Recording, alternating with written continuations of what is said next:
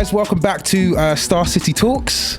I am joined today by a good friend, a brother, a peer in the industry, a guy I met many years ago, many moons ago. We connected actually via one of our other guests, Callum Champion Deeh, who joined us a few weeks ago now. But my guest today is Kenny Deeh, musician, music producer. I'm gonna say like A&R. By the way, I've seen you put together projects, bro, and very intelligent, emotionally intelligent person, creative individual that has had quite an impressive career, to be honest with you, bro, in the way I've seen you know, come up and the things that have happened to you. And yeah, I felt that obviously, you know, we've kind of been in a similar circle for the last few years, maybe more than that actually as it goes. And obviously I've seen not everything that you've done, but I've been somewhat a part of the journey and seen some of your journey as you've developed. And I must say that you are literally one of the best producers I know. And I'm being real when I say that. And what I mean by that is not only do I think that you are just crazy talented and just crazy good at what you do, but genuinely, some of the records you've made are some of my favorite songs. Like the way you put a knock together, the way you know what I'm saying? And we will get into it and some of, you know, your influences and stuff. But on that note, please tell me how you kind of got involved and kind of where it started for you, because as it stands, you are a very successful and eclectic music producer. You know your way around audio better than most people. So just tell me, man, where did it start for you? You know, boy, how'd you get involved? Getting involved in the music is pretty much, it's been around me my whole life. You know, I've just grown up hearing music in my house. My mum and dad always playing a lot of like 70s music, like Boney M. Boney M, you know. Boney M, yeah. Who was it? ABBA, all of the Michael Jackson. So it was a lot. Yeah. There's a lot there. A lot of different influences there, but man. then when I started actually getting into music, my first introduction into it was really MCing. Really? Yeah. So my brother, he was MCing a bit, but he's just doing it as a hobby. Okay. When he was in high school with his friends. Okay. I guess it was back in those days when it was a bit the garage days. Yeah, man. Yeah. That woke me up a little bit, personally, in music. Do you know what I mean? I was just, scene. I could imagine my older brother was just trying to make raps or like MCing in the bedroom. We shared a bedroom, so I was just used to listen to all these instrumentals all the time. Wow. And for me, I don't know, always when I listen to music, even from young, it's just something that just touched me emotionally. I don't know why. Yeah. But there was something there. Same. It just gave me some sort of a feeling. Yeah. And I guess I never really wanted to let go of that. So I just thought, okay, let me just get involved in this. Let me try and get involved in this. As an MC? Initially, yeah. Tried to start MCing. That was in about year 7. Okay. Till about year 9, year 10. And that's when I came across, Deeh, Callum. So I came across Champion Deeh. So we was in like a little group. As both MCs, I presume? MCs, yeah, okay. Yeah, we was both MCs. And we was like a group, so there was like a couple of guys who were older than us in the group. One was like a producer. Oh, right. I was about to ask where you guys were getting your music from at the time. So there was a guy who was a producer, Candyman. Okay. Who's a Jamelia, amazing producer. And to be fair, he's the one who really got me into into production. Like, I was going to say, how do you transition from MCing to production? That was it. I mean, that came across. Yeah, when I just started gaining more interest within the actual instrumentals of tracks. I was thinking, I want to do this myself. You know, I want to give this a go because I think I've got some ideas where I can actually put them down. But then I thought, how am I going to find out? So I spoke to Jamelia, Candyman, and I was pretty much like a fly on the wall with it. I just went around his house and just watched him. Really? Honestly, yeah, I didn't. What was he producing on? How was he creating his music? He was producing on FL Studio. Okay. It was Fruity Loops back then. Okay, yes. Fruity Loops. Yeah. 3, I think, or 4. Okay. Yeah. Okay. So a little while back then. Yeah. I remember dabbling in one of those programs, man. Do you know what I mean? Yeah. So, yeah, I used to go around his and just literally just watch him, see what he was doing, and then I just downloaded myself FL Studio, Fruity Loops, and just started taking it from there, man. That was around 14, 15 years old. That's mad. Yeah, that's mad. That's so very young. That's really when I really got into it. Okay. So about 14 or 15. It's really interesting because I feel like one of the first introductions I had to music as well was the MC route. I would never have mentioned that, but it's interesting because I think as someone really young, like you described, when you just feel it and you want to get involved, until you have more knowledge, the first access point is, I think, to use your mind and your voice. Yeah. Do you know what I mean? If you haven't already been given like music lessons on an instrument in school, then all of a sudden one of the first ways to engage with it is obviously with your voice. And it was, if we talk about the garage era, it was popular to be an MC. It was like, this is exactly, you know what I mean? This is really something, particularly in the UK, because obviously for me and potentially for you, when we talk about 70s music, some of the stuff you grew up with, most of it was US based. Oh yeah, you know what I mean? All of it, pretty much. It was pretty much. That's what I'm saying. So all of a sudden, until maybe the Beatles and a few other things that sort of passed through, but not much. Most of it's US based. So by the time I felt that there was a scene in the UK, garage was it. I was like, right, the UK has its own thing now. Yeah. I know scenes had existed prior to that, but for me as a young man, garage was it. So MCing was the way in. But then I think, what's interesting about what you said was the technology aspect. There's sitting behind a producer and actually figuring out, okay, you took an interest not only in MCing, but then you've gone, actually, I want to figure out what's going on in the music. Do you know what I'm saying? And I think technology is a sort of gateway to that. What do you produce on now, out of curiosity? I still produce an FL Studio. Oh yeah? Yeah. So that was the gateway, and that's just taking you all the way. I don't think I need to go anywhere else. No, once you know it, you know it. I've always thought as well, I don't know how you feel about this, but there is a bit of an argument in the production world about what's the best DAW, but I've always thought it's just down to each to their own, man. Yeah. And how you use it. Yeah, it's just how exactly. you use it, because I always thought if you know the shortcuts, it's already half of the speed at which you're doing things. Your workflow is so much more quicker, Workflow. So definitely. Workflow. And that's one thing that I did make sure to do, is learn the shortcuts because when I started trying to figure out, like when I was going on YouTube to see just like tutorials and stuff, and I see all these producers tapping away on the keyboard, and I'm like, what the hell are they doing? And I'm just seeing just a lot of stuff going on the screen, but you know what I mean? I was like, I need to find out how to do all these shortcuts. Absolutely. And definitely. Well, one of the things, I don't know how you feel about this, one of the things someone mentioned to me quite early was actually music producers, if you take the original role, Quincy Jones, for example, where you're putting together musicians and, turn this up, turn this down, but not necessarily teching, now I think, and maybe 10 years ago, but certainly when we were coming into the game, I feel like music producers pretty much became programmers. Oh yeah. Because we're making digital files, and like you said, is now producing a record. You're printing. You're literally printing. Which has become a different thing entirely. Oh yeah. Do you know what I mean? You do digitally printing. Before it was analogically print. You play tapes and stuff. You play and everything's been taken down. That's what. And now we're just. Do you play any instruments?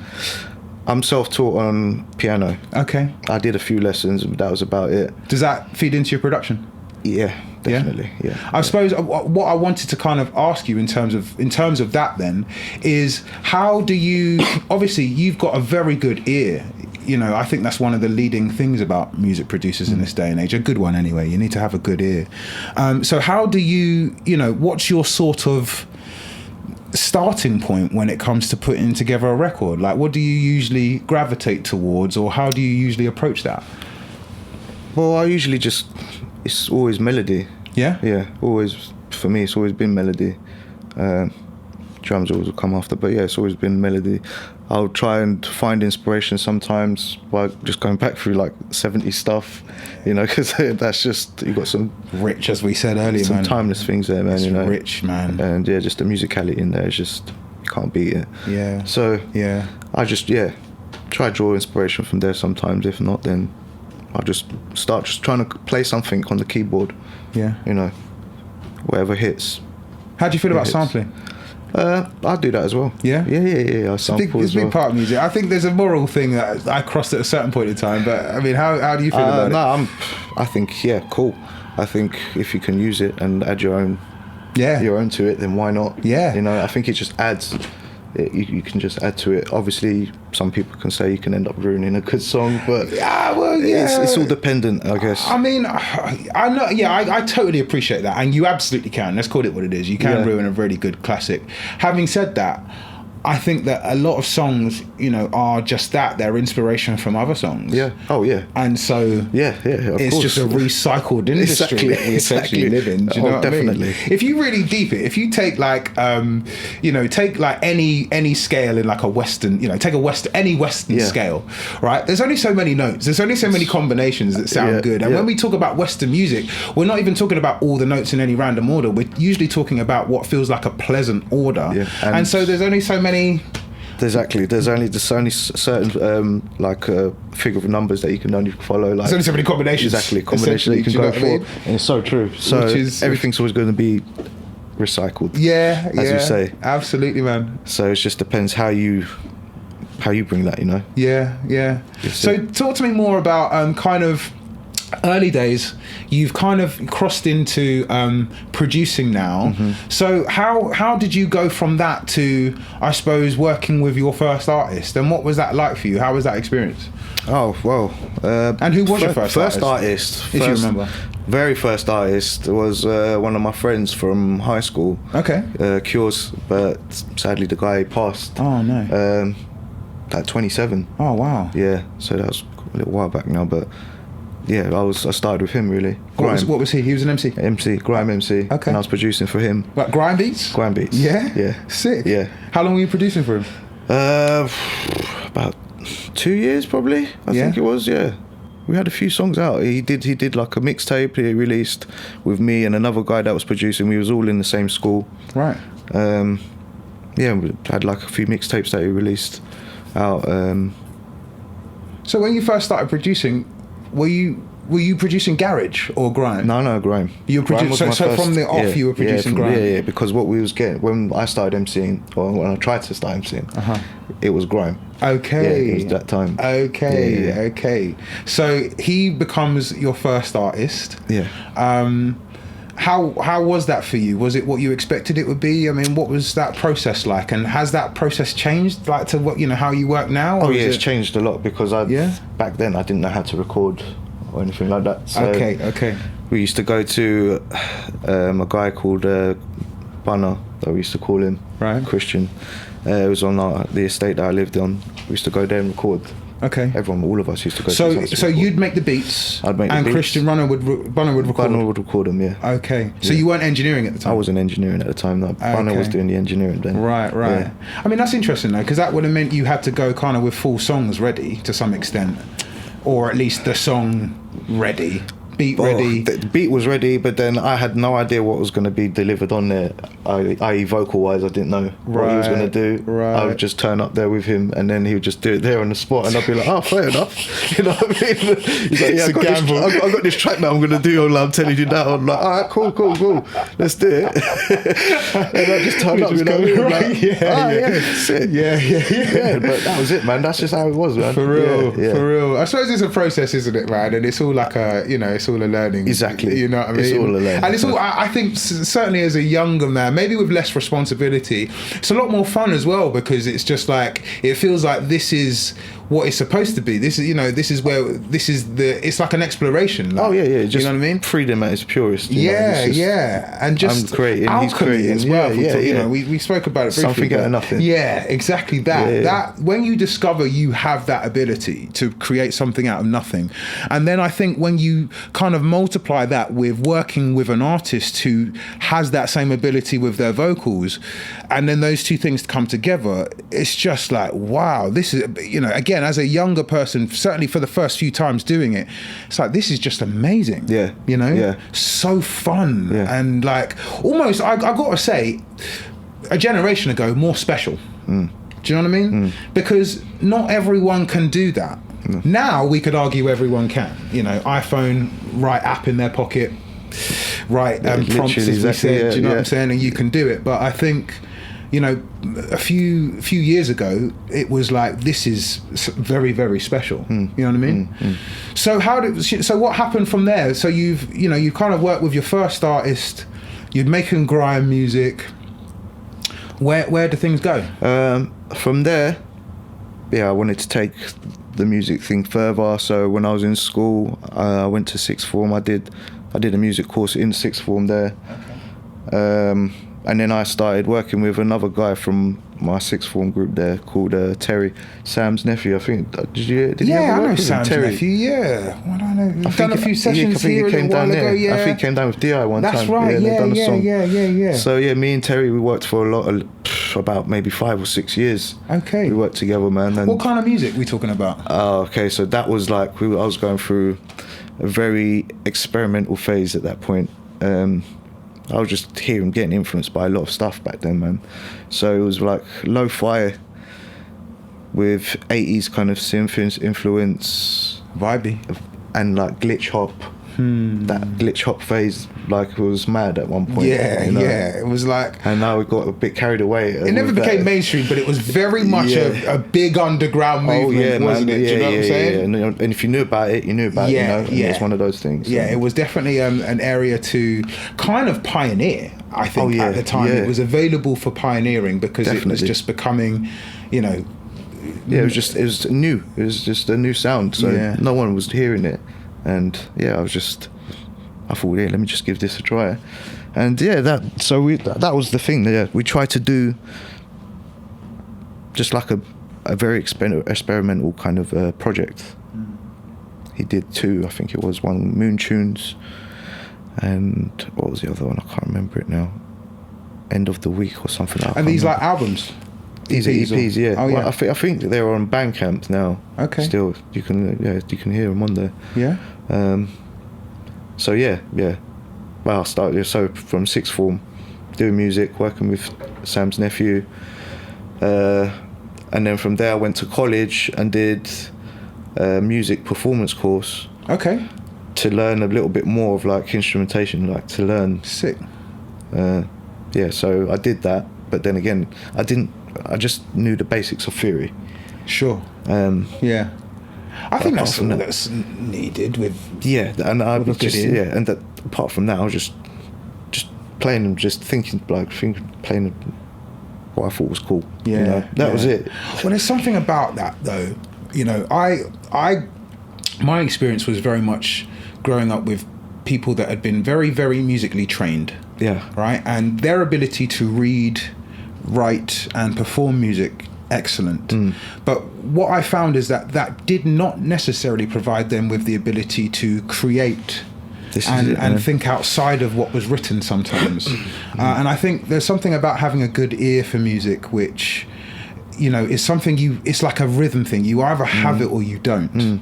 Now, it's not like I wouldn't say it's like a rare superpower like no one else had. Plenty of people, you know, even a generation before us had good ears but never had the opportunity to work in music. Yeah. So you've got to have all these, you know, opportunity, time, luck, all of these things need to coincide. But I think a good ear is something that is something that you can't be taught, it's something that can't be trained. And I think that actually it has been, certainly for me, a big compensation for slight lack of music theory in places. Do you know what I mean? But the reason why I say that is because I may not necessarily know how, I mean, I can read to a certain extent, but I may not necessarily know how to notate or read a song, but I can hear it and figure it out. Do you know what I mean? And I think that in itself goes a long way. You know, and that's all I needed really. For me, that's what I'm saying. If you put those two things together, I remember a transition point where being able to play piano, the more and more I produced, it was funny because the less I could actually play a song, I found myself able to play a loop. I get the loop, right? Yeah. But you asked me to play for 3 minutes and it was going out the window. Yeah, it's like, no. I'm actually playing for production now. Do you know what I'm saying? I'm just going to hit it in as you go. Do you know what I mean? Yeah. So when you say you went to study performance, I think that's amazing. And that also speaks to your commitment, you know, as a musician. But at the same time, I did the performance class because I was going there with a friend that I was going from sixth form. I was initially going to go there to do production. Oh, yeah. And that's what I said to my friend. I was like, you're doing the production course at South Thames College in Wandsworth. That's where I went. Okay. And he's like, yeah, I'm doing the production course. Just come with me and sign up with me. Oh, yeah. So it was like a mistake almost, bro.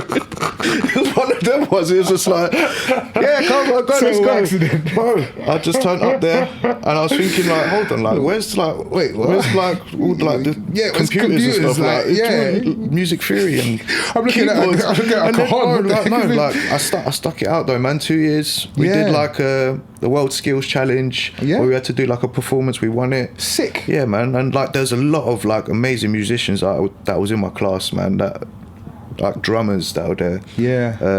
Jermaine White, Junior Rinkio, Nathaniel Fuller. There's loads of them. Tones. Big. You know these guys? Yeah. They're on the scene, bruv. Yeah, Ariel drummer, Ariel Smith. Yeah. So all these guys, man, like doing their bit, bro. We was all in the same class. Wow. Yeah, they're amazing musicians in there, man. Wow. Amazing, and singers as well.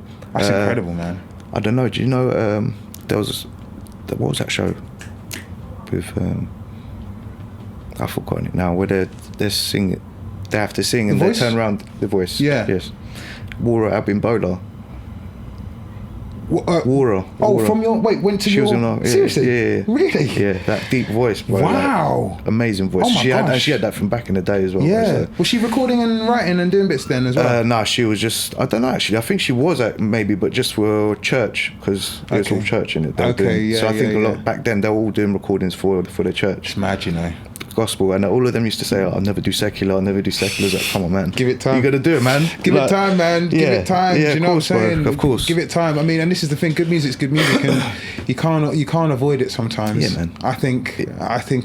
But again, these are very talented individuals. Oh yeah, that you're talking about. But you're in that alumni as well, bro. But I was around. But then this is the thing. I've had imposter syndrome because I was around that, and I'll just press a couple keys, man. You know what I mean? But it worked. No, but I mean, you say that, but that's all it has to be. You know. But that in itself, right? That is a big. That is a subject. Imposter syndrome, bro. I don't know if that ever fully leaves. No, I don't. It's still not for me. Yeah, I feel like I don't know if it actually does, and I think it's not just in the music industry. It goes to most. I think a lot of people experience this in their lives as well. Yeah. But it's a massive thing, and it's fascinating because it's like. Although I don't think that feeling ever goes, what has changed is that I realised everyone's an imposter. Do you know what I'm saying? Like, there's I don't know what it means to even be a genuine. Like, don't get me wrong, we're all genuine as well, but in this industry, what you realise is that it's all smoke and mirrors, and that the most successful artist is actually experiencing the same sort of things, an imposter syndrome, but also like. What does it mean to not feel like an imposter? What would you have in your back pocket to make you go, actually, I belong here, and there's nothing that would change my mind about that? What is it? Is it like a theory degree? Exactly. I don't know what it would be, but that is a real thing. Yeah. No, definitely. How do you deal with that now? I just said, look, I'm here. So let's get on with it. I ain't got time to be thinking now. That's what I mean. You know what I mean? What the hell? Yeah. Just get on I'm with here it. now, man. Like, let's get going. No, you got me. I'm here. Do you know what I'm saying? Yeah. We're doing it. I think one of the things about it is, even if you feel it, if you show up prepared to do your best, prepared to deliver excellent work, regardless of how you feel your status is, then I think you have automatically removed the imposter in the room. Do you know what I mean? Yeah. Because this also, the thing about music is that this, if you were in a surgery performing heart surgery, you didn't have a doctorate in medicine, then you're an imposter. Yeah, but in music, it's so subjective. Do you see what I'm saying? That it's like you know what you love, someone else totally hates, and vice versa. What I hate, someone else totally loves, and that's the thing about music. So you know what I mean? You could argue some of the world's best musicians are imposters if you didn't like their genre. Yeah, technically. Yeah, do you know what I'm saying? That's true. So let's keep going, man. Let's just. I want to kind of stray into how you got into working with Callum, because you guys have been friends. You guys have been boys. Oh yeah. You were MCing. Yeah. You kind of went down the production path. You're kind of learning to produce. You're now doing it. You got yourself a degree in performance, music performance. Yeah. When did you guys team up? How did that happen? We teamed up properly. I'd say, yeah. So Callum came. He started in my second year in the same course. Oh yeah. Yeah. Okay. He did the same music performance course as well. Okay. So yeah, he came along, and I was in my second year, and yeah, we started working from then. Mad. We started working from then, man. Mad. Yeah. I want to touch on the fact that both of you are educated in music, and I think that it says something. Because I think a lot of the presentation of music suggests that it's just, I'm just trying something and giving it a go, or mad talented, and you are those things. But I also think it's fascinating that you were both very much formally educated and chose to go down and educate, you chose to expand your wisdom and, experience within music intentionally. Yeah. Yeah. So you guys started working together, yeah. And what was it, grime? No. This now was just. It's evolved now. Yeah, this was a hip hop. Yeah. Like lo-fi, that foreign exchange kind of sound. Okay. Foreign exchange is a really good example there as well. I mean that. Yeah. When I got introduced to that, I was like, wow. Yeah. Nicolay, that guy, the producer. Was, gosh. Yeah. He just understood groove, man. Like genuinely. Pocket. Exactly. Pocket, just that snare. You should. everything. It was just too much. Just a little drag. I mean, just a little bit. Like obviously, he got influence from Dilla and that, but obviously Dilla is another one. Like. And when were these guys introduced to you? Same sort of time you're working with Callum? Or, Callum introduced me to. Oh yeah. Oh gosh, yeah. So Callum, he introduced me to all of that. Game changes. Because now what's happened, and it's funny you should mention them, because it's like we're talking about style now. Oh yeah. You've gone from like, I've learned music, I've learned production, I've learned, I know how to put together a record, to now I'm styling my sound. Yeah. Do you know what I'm saying? Finding an identity in some way. Yeah. It was just experimenting again, but I found like there was phases. I felt if I heard a certain type of musical genre. Phases is one of my best DI streams, by the way. You can't say that word and not. Yeah, you can't say that word and not trigger me, bruv. Do you know what I'm saying? I'm telling you, that's a big tune, bruv. Sorry to cut you. Continue. Yeah, I feel like I've had like phases, where I've like delved deep into those kind of genres, or like those kind of like little movements of sound, or like new, like the glitch hop set like movement that was going on. Yeah, I delved into that a little bit. I delved into like the 80s synths kind of sound a little bit as well. And then this came along, the whole J Dilla, foreign exchange, and that really kind of stuck with me now.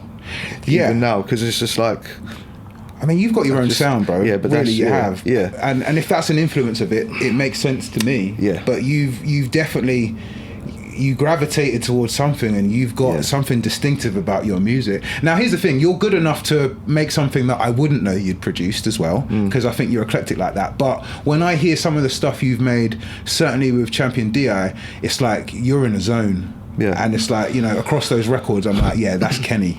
Do you know what I'm saying? And in fact, I think of you two as a bit of a duo. I know, artist and producer thing is very, very different, but I see you as a bit of a duo. Do you know what I mean? It's a very Dre and Eminem kind of vibe, really, because you both, you're both going in that direction, and seemingly, although again, you're doing your own thing separately. It's when you come together, man. It's that's a relationship that I'm assuming you would want with every artist you work with. Oh yeah, definitely. I mean, I know that can't happen because you guys it's are very boys, rare. It's very rare saying? that you have that now these days. Yeah, that's. I mean, it could be an engineer now and an artist more so, or you know. True. Yeah. In terms of spending that time whole thing with where it's just an artist and a producer just by themselves, where it's just the whole project's done by the producer. That's like what Drake and 40. Yeah. You know. Yeah. Apart from that, it's like It doesn't exist in. It's just many happened places. now where you're oversaturated with.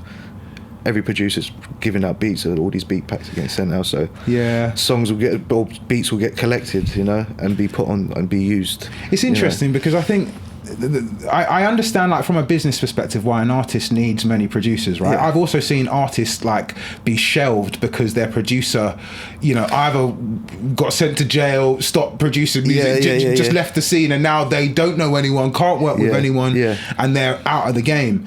And then they struggle to build that relationship with someone else. So I appreciate that. But then I'm also like, you know, you miss out on some gold when you don't get through the relational aspect of working with someone. Do you know what I mean?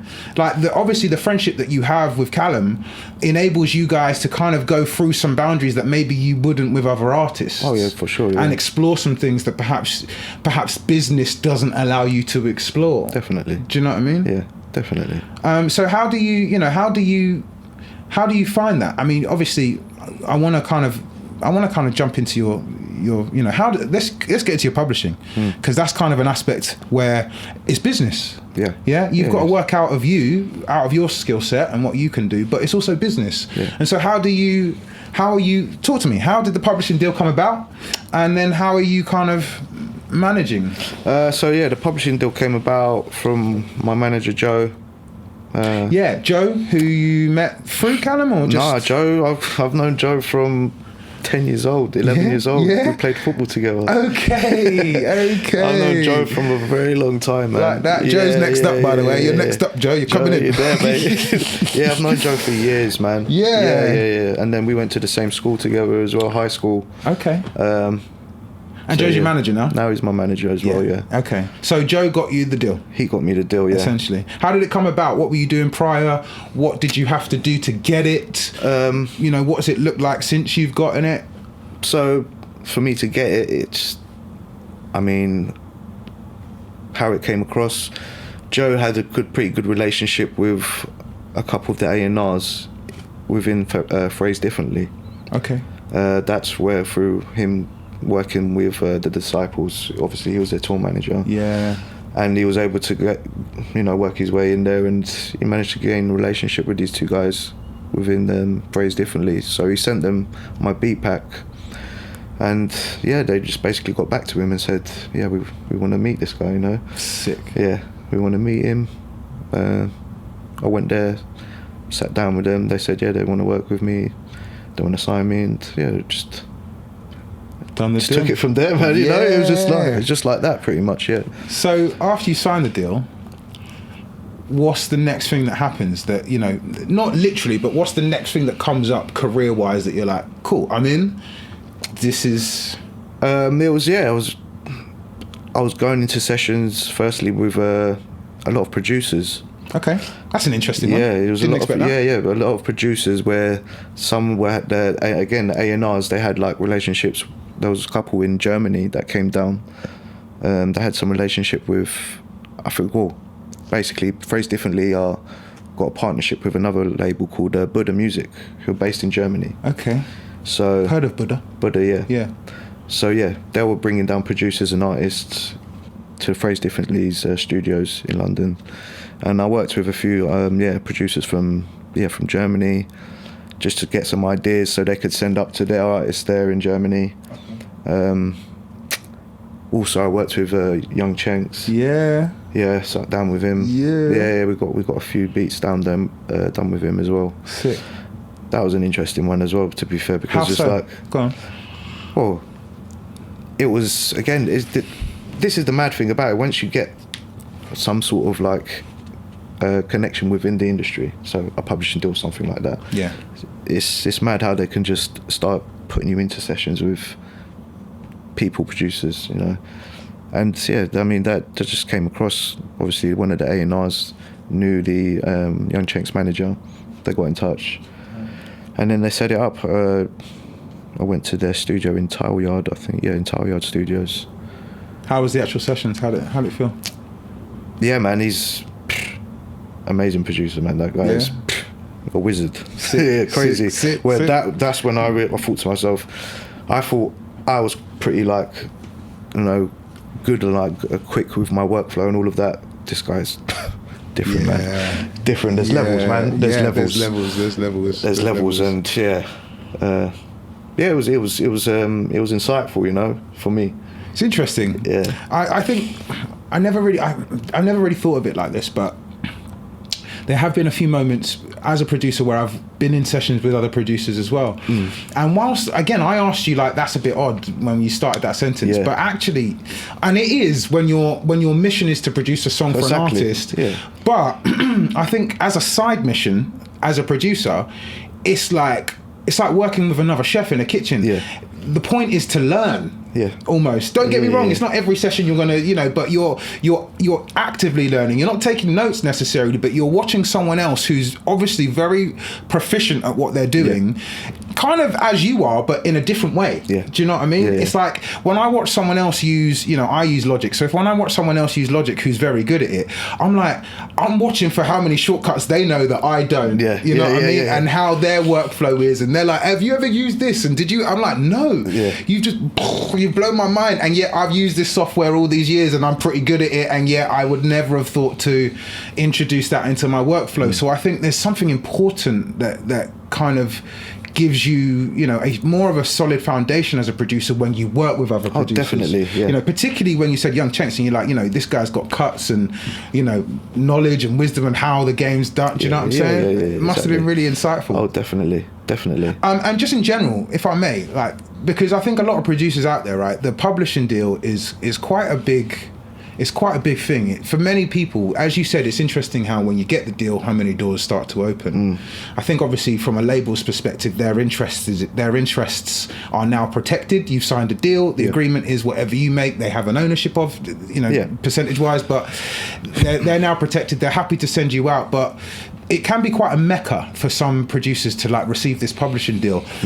How, you know, just in terms of what you thought it was prior to getting it to what it is now, is there any insight you can provide to someone who's maybe like, well, I've never had that, and what would it bring to me that other than sessions perhaps, which again I appreciate, but is there any insight that you can, you know what I mean, like what is the value of it been? I mean, obviously there is value, but what would you say, you know, if anything has come up during this time that maybe you didn't think would, or is different to how you think it would be, or, you know, just anything?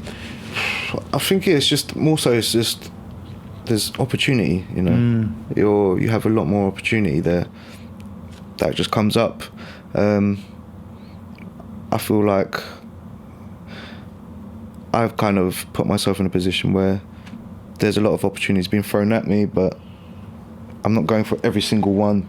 You know, I'm just trying to go for the ones that suit me. Why aren't you going? The ones that suit you. What does that mean? Because I tried to do that at the start.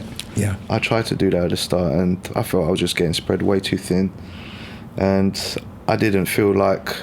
Is that, when you say way too thin, is that the amount of projects or the different styles of projects? It was just. Or both. A bit of both. Yeah. Yeah, it was just a little bit of both. I just didn't think I was able to deliver it at a certain standard, or at a standard that was required. So I thought to myself, I need to just... Which is wisdom, as well, to know, you know. Exactly. Know your limits as well. Absolutely. So were you doing it for a while though? Were you kind of saying yes to everything for a while? How was that experience then? It was interesting. I mean, I got to work with a lot of different artists from different type of genres, you know, a lot of pop, some rock as well. It's just a little bit of everything I was getting involved in, and it's just from there, to be honest, I started just looking more towards like the whole engineering side of things, where I would sit in with certain sessions and just see the engineer what they're doing on Logic, you know? And then start just taking that in. I just pretty much use myself. I see myself like this. I'm a sponge. So whenever I'm in anything and I have no idea what's going on, I just try and just absorb soak it up, man. Are you engineering now? Yeah. I'm engineering now as well. Yeah. Okay. It's just fascinating, man. You know, obviously, everything that's kind of brought you to here. Yeah. You know. Oh yeah, definitely. It's fascinating. I want to know, like, obviously, in terms of where you're at now, what challenges have you faced? And now, that's a broad question, so let me kind of narrow it for you. Like, what things would you say have been a challenge in terms of, you know, perhaps... Okay, let's take the deal, right? Yeah. You've gone from an unsigned producer to being a signed producer. Unsigned producers got a list of problems. What are the problems you've experienced, or the challenges rather, that you've had to kind of overcome, if any, being a signed producer? I would say one of them would be a financial challenge that I didn't take in at the start, you know. Yeah. I didn't consider it. What does that actually mean? So, when I got the advance, I was just a little bit frivolous with it at the start. Okay. And then I think there's a normal part of that. I mean, it was just one of those things, you know, seeing a big lump sum all at once. Yeah, absolutely. And of course, the idea of that lump sum is that you're going to get another one where you start getting cuts. Yeah, and as soon as sessions start coming in, cuts are essentially down the line, aren't they? Yeah, so exactly. And that's how I said it in my head. And well, I was doing sessions, then sometimes cuts weren't coming through, you know. Yeah, and there was that. There was a time where, you know, there was a dry spout, you know, where nothing was coming through. It was very slow, and it's not questioning yourself, but you start thinking, well, is it worth it? You know, for real. What do you do in those times? Because I think actually what you're speaking of is I think it's really widely experienced as producers. Yeah, like you have independently your own creative seasons where you can just, you know, go make beats, not all the time, but as often as you can in the space of a month or, you know, a couple of months. Then you've got projects where you're not making beats, but you're working with people and making them songs. You know, how have you kind of navigated those times where it's not all popping off? Like, what have you done to, one, stay in the game, and two, keep your head in the game? Yeah. Well, what do you do? Work with Deeh. So simple as that. I'll be really honest. So collaborate. Give him a phone call and essentially, and create, man. That's it. Yeah, that's it. Just keep creating. That's my therapy for it. You know? I hear you, man. That type of creating. What's different about it? In your mind, what's different about working in that kind of session versus, right, Kenny, I've got a session for you tonight. It's over in Vauxhall. Need to be there, studio, with an artist. For you, what's the difference? Oh, the difference is very big, because what I'd want to do in that studio, in that session, 9 times out of 10, they're probably not going to want to do that. It's like a younger generation that I'm working with as well, so I try and show them this whole, like, the foreign exchange stuff and all of that. They're like, nah, I ain't on that stuff, bro. I ain't on that. And I'm like, come on, man, like, just a little bit, you know, little pocket, little groove, bro. Like, let's do this. It's a vibe. No, they're not on that. No. It's very different, because there most times now it's like they want the drill, they want the trap. I mean, I don't like to say it, but they're following a trend. Yeah. And I think it's okay in one sense, is that if that's what brought you in, you know, if we said garage sort of brought us into not listening, but to actually actively participating, you know, then if drill or trap was the first thing you heard, then I understand why it brings you in. But I think also it's very, very important that you then find identity. And whilst it might have brought you in, you've got to be prepared to explore what you are as an artist, because definitely. No one needs another, or, you know, the second whatever. They just want the original whatever, you know. And I do think, you know, a lot of the young people now potentially are a bit more afraid to explore, because, you know, perhaps things, maybe that's even social media. I think it's more so just the whole fact of, you know, everything is social media, everything's numbers. Yeah. You know, and if you're doing it, then you're doing it because you want to pop off. It's not you're doing it because there's no love. There's a passion for and it. And in fact, I think this is a wicked transition into AI. We spoke briefly about it, but this now as a producer, these tools, these resources that we have are changing the game. Oh yeah. Right. And obviously I know, you know, we both have used new technologies as they've evolved over the times, but what's your feeling on AI and its involvement and its ability to produce music? I mean, right now, early stages, I'm intrigued by it. I've used a couple of the like the pseudo platform, Fader as well, which is like a stem separator. Okay. Yeah, there's a few of them. There's even like a VST now. Really? Called, what was it called again? Scorch, I think it's called. No, Spawn. Alright, so basically it's just this VST. You click on there, and then it's got a whole load of like just descriptive words like dark, 70s, wet, distorted, all of these kind of prompts. Just click on a whole bunch, whatever you like, and you just click Spawn. And then you're just getting a whole 8-bar MIDI of chords, bass, melody, all of that, and you can get like I think like 10 or 12 variations with like 36 different type of sounds or 40 different. So it's just crazy, you know. And so it's just like you don't have to produce anymore. You know, just mad. You just got a prompt now. Click, yeah. And Music I drag prompters. it in. Exactly, prompt. Music prompting. That's what it is now. It felt a bit, you know what I mean? It was like I didn't feel any satisfaction out of it afterwards. Yeah, it's a bit plastic. Because at the end I was like, all right, yeah, I've just done that, but I didn't do anything.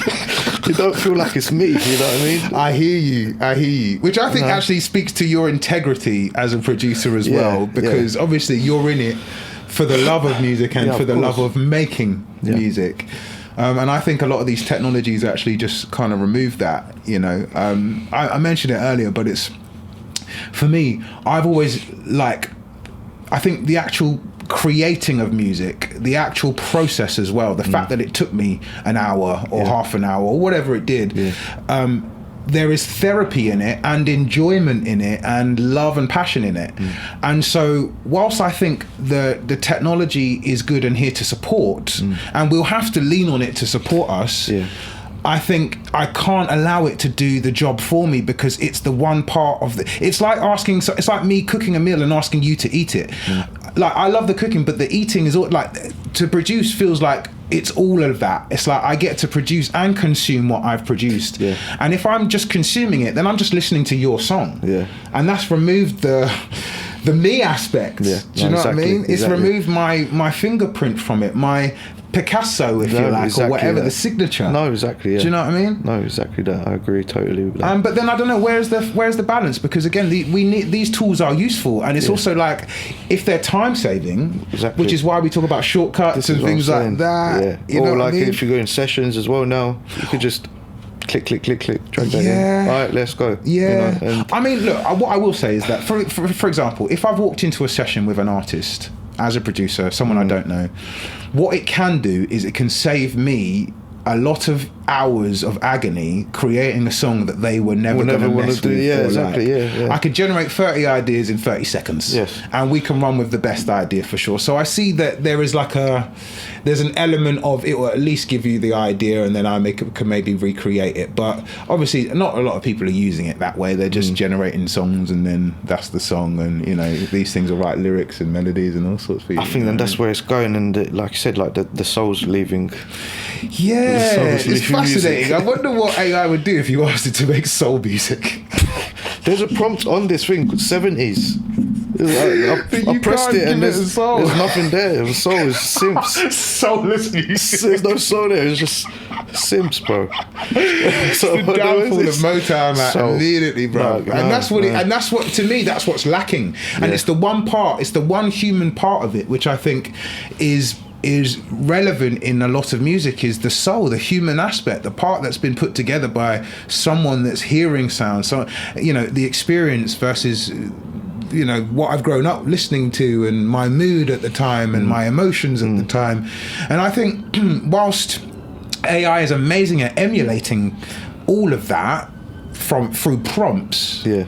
It's just, again, it's kind of emulation, and it lacks realness. It's just copy and pasting, Essentially, it is because at the end of the day, whoever, all of those melodies or chord ideas that I was getting from that Spawn VST, clearly someone has played that in themselves, and another person's played that in. And how many people are now using it as well? And this is the other thing that when I had to realise that to myself as well, I was like, hold on.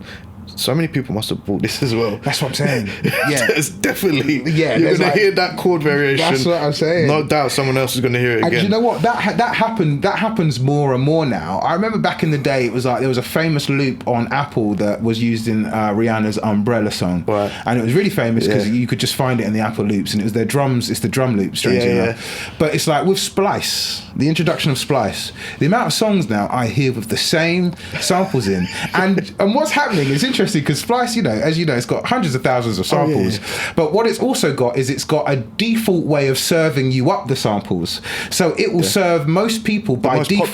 The most populars, and the most popular is the first ones, and everyone's going to go. And everyone stops at the first page. Do that. I have to go relevant. That's otherwise. And sometimes even then, I won't start till page 10. Yeah. Because I'm like, I just don't want any. Someone is going to. Do you know what I'm saying? Yeah. And even then, I've still got to take it, turn it, twist it, flip it. It's very rare I'm just gonna drop it in and that's that. Do you know what I'm saying? Because it still doesn't feel like it's quite mine yet. Do you know what I mean? And I think for me that was the bridge with sampling, because I didn't really like sampling for a while. I thought it was kind of cheating, and it wasn't, but I just saw it that way. I thought, why am I going to cheat if I should be able to play this? And then you realise, well, no one's really doing all of that anyway, so it's just like crack on. But then it's like, okay, if I'm going to sample, what's the limit? Because in theory I don't have to play anything. I just drag, done. And in fact, some of the first, similar to like Fruity Loops, it was like, actually, that's what this is. That's how I learned. You just drag, copy. Yeah. That's a song. Then we talk about, we then talk about format or layout or arrangement. Structure, structure. And then you got yourself a record. Yeah, that's it. Do you know what I mean? It. How I put it together makes it the song, and then you develop and you can add more and change more and get into it more, I think. But it's just interesting how this sort of technology now has come about so quickly, and it's kind of it is empowering producers and musicians. But I also think it's only, for example, if we take a look at how many sound libraries now are AI and have removed people's jobs. It's hard enough making money as a musician. Claiming your PRS, claiming your royalties. Claiming your checks and whatever is difficult enough without now you being removed from libraries and gigs and pitches because someone can just, you know what I mean? I think the danger is at some point we'll hit a point where A&Rs just say what they want to a computer. So I don't need you lot. I don't need a producer. Just cut out the middle man. Do you know what I mean? We spoke about Timbaland. Oh yeah. That thing was, I think that was Suno, wasn't it? So he's got an AI artist. That was crazy, man. It's a big scandal, to be honest. Scandal. I mean, you can't do that, especially from him. I just think of all people, he was the one who broke artists. Like he was breaking artists through. Like that's what I mean. Pioneer, innovative. Like all of these. His ability to put together like rhythm sections. Exactly. Insane. Man. Yeah. But for him to take that to move in that direction, I mean, part of me understands it a little bit because I get why you'd. If you kind of want to be ahead as opposed to behind, but then I think of all people to need to be ahead. He doesn't need. He's already ahead. Like, come on, man. Like, he was ahead. How? Yeah. He is the guy ahead. And you had integrity. Come on, ahead.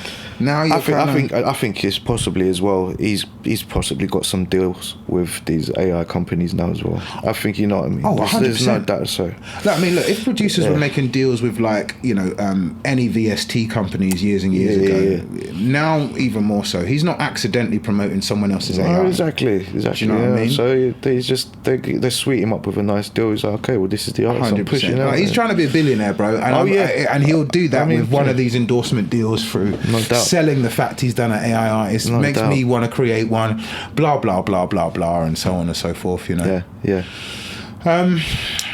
I want to pivot a little bit quickly because I think this kind of brings us into it. Just sort of the kind of, obviously working in the industry, doing what you're doing. There's a lot that goes into it. And I think that it makes you a very, very, not only emotionally intelligent person, but just generally a very intelligent person to be able to put together so many sounds and consider, you know, the emotions of the artist and all of these interactions that happen with the creation of a song. But I just want to know, like, how you fundamentally, like, deal with your mental health when it comes to this whole industry, like how you protect it, how you heal it. You know, what do you do? I mean, my thing is I try to do exercise, try to keep my mind clear. See you in the gym? Yeah, I'm in the gym and just that? to clear my mind. Yeah, I see you a few times a day now. Friends as well, you know, just having just a good support group just to be around. Help take your mind off things, I guess, because I don't think you should. It's not even for me anyway. I don't have to necessarily always talk about the problem of it's a struggle in the music industry, but you know what I mean, it's just you need to be around people just to take your mind off it. Absolutely, man. So that's really how I kind of.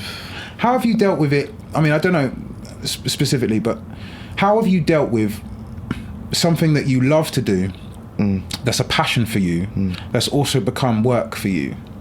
Like, you know, it's not, because you couldn't, I mean, it is your hobby, but it's also not your hobby because it's also what you do. So how do you balance that, and how do you find something, you know, what have you done to keep it something you love but still something you work at? Do you know what I mean? Yeah. How do you not break that boundary? What separates work, Kenny, from I'm just gonna while out on me on this record and do my thing? How do you separate that? I mean, well, that's it. I think, like, it's always, music is my therapy, so I just create at home. I just always do create something, even if it's not something finished. I'll have to just, as an expression, you know, just express myself at home in a creative way. Yeah. So that's the only way I can do it. I mean, otherwise, me just trying to, end up just getting the two things way too confused, you know. Really, like, I won't be able to just separate the two. Yeah. Because I'll just end up just trying to always create things that are always on my head, you know. Yeah, I hear you, man. Yeah. It's a skill set that you've got, which I think obviously enables you to, you know, obviously your passion has driven this. It's then developed a skill set which has enabled you to basically go and work and continue the passion. Yeah. The skill set enables you to separate the two, essentially. Yeah. Your ability to create music in whatever genre for whoever enables you to do it for someone else, work mode, and then come back to therapy, I suppose, you know, you mode. And it's also, I mean, I try to separate myself when I'm in sessions, because more times it's not something that's, not that I don't like, but, you know what I mean, it's not going to be something that's pretty much like that. It's also going to be a brief that's required. Yeah. So I separate myself from that and just know that this is a product that I have to end up producing. That's really interesting. Like, it's a product. Yeah. So that essentially means you don't love everything that you create then, necessarily. Not necessarily. I mean, I can understand you trying to love, you know, working towards loving everything I put my touch towards it, but obviously, again, it's just like I have my preference, you know. Yeah. I think everyone has their preferences at the end of the day. Absolutely, absolutely, yeah. I suppose there's like comfort zone. There's days where I'm like, this is going to be a wicked day because I'm going to make just what I want to make. And then there's days where, I've got to go lend my skill set to someone else's project, I suppose. And that's exactly what it is. It's someone else's project, and that's what it means to essentially work.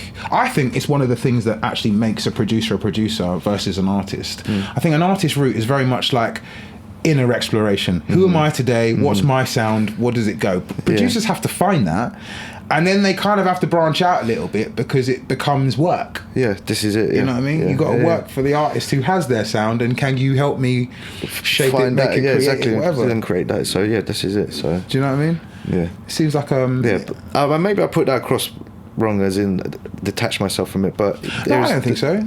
Yeah, I think because I the reason why I say, I mean, maybe personally you did, but I didn't think you did, because I thought the detachment is what enables you to not get caught up in it as well, because there's a lot of politics in the industry, you know. And one of the challenges that came up for me was realizing that the higher up you climb in terms of your music getting closer to like cuts and releases, is that the more ears it has to pass by to do that. Yeah. And that becomes where politics are involved. It's no longer like, two people who sit in terms of decision making above you, their opinions determine whether that will hit everyone else's opinions. Do you see what I'm saying? And the politics of it can sometimes be, I don't know, a little bit, I don't know, they take the joy out of it. Oh yeah. You know what I mean? Yeah, By the time you get into politics, you're not really talking about the music anymore. You're talking about the whys and the timings and everything that might surround a project, but not necessarily the content and whether it's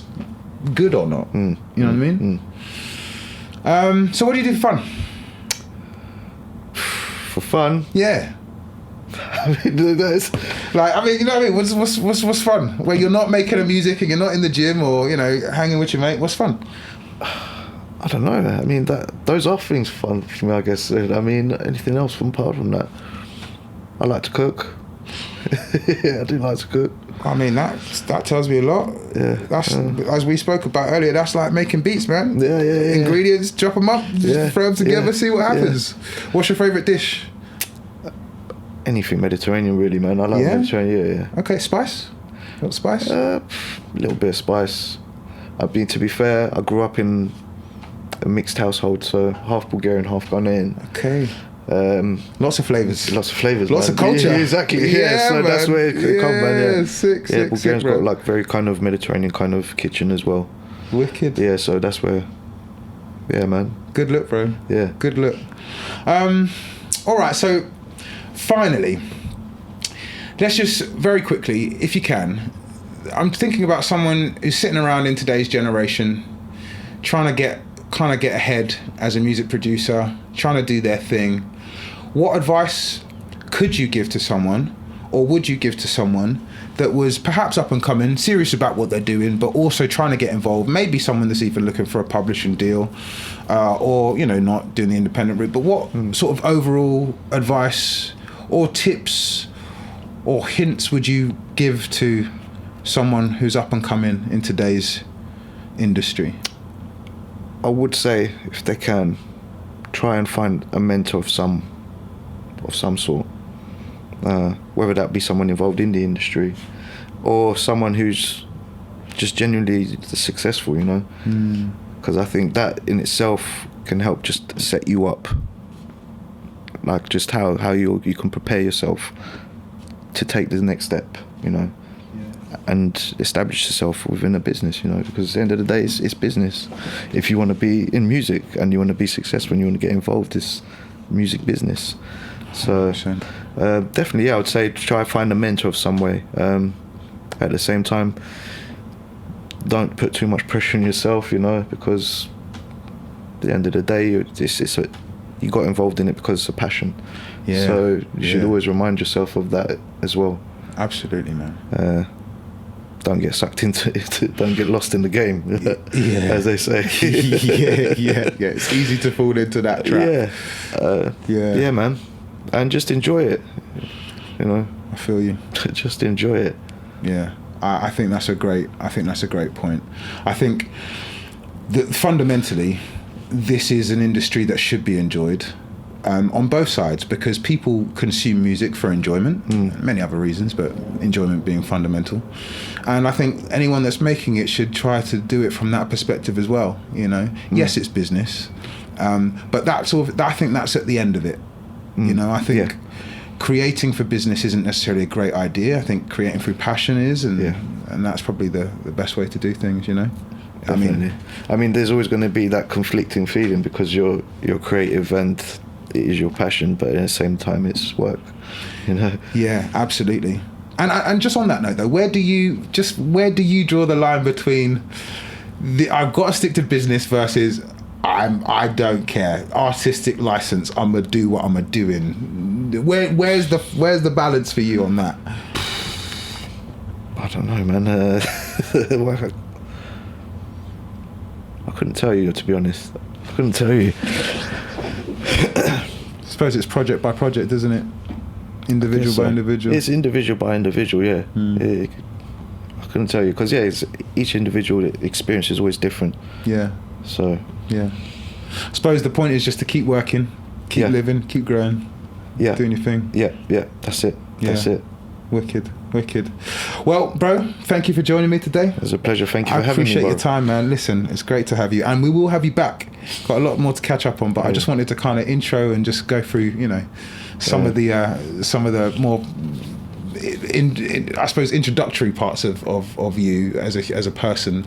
But yeah, there's lots more for us to talk about, and we might even be doing like a big panel at some point with, we'll bring Champion in and Joe in and yourself in, and we'll do a bit of discussion as well. But yeah, thanks for your time today, bro, and appreciate it, man. Thank you, bro. Nice one, bro.